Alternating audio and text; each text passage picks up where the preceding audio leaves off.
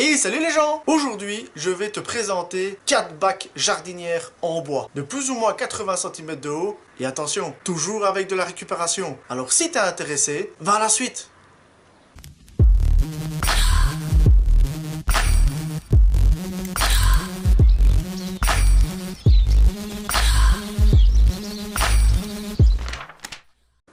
Dis, avant de commencer cette vidéo, je veux que tu saches absolument que c'est un projet qui a été fait bien avant que je me lance sur YouTube, donc bien avant que j'ai une caméra. Attends-toi à voir autant de films que d'images. Je vais faire mon possible dans le montage vidéo pour mettre les explications au bon moment pour que tu comprennes un peu les étapes. Avant de commencer la vidéo, après je te fous la paix, il faut absolument que tu comprennes que c'est un projet qui m'a pris beaucoup de temps parce que je travaille principalement avec des palettes industrielles, des grandes palettes de plus de 2,50 m sur 1,250 m. La palette est constituée de 4 chevrons et 4 logerons. Et pour ce projet, je travaille que avec les chevrons de 1,250 m. Les voici. Tu vois? Et le chevron, il fait 75 mm sur 75 mm. Des bois ainsi, j'en ai 244 pour faire les 4 bacs. Donc t'imagines que ça m'a pris énormément de temps pour accumuler tout ça. Je vais t'expliquer le système de fixation. C'est très simple. Voilà un peu la représentation de l'assemblage que j'ai décidé de faire. Donc, il a une partie du bois où il sera troué 2 fois.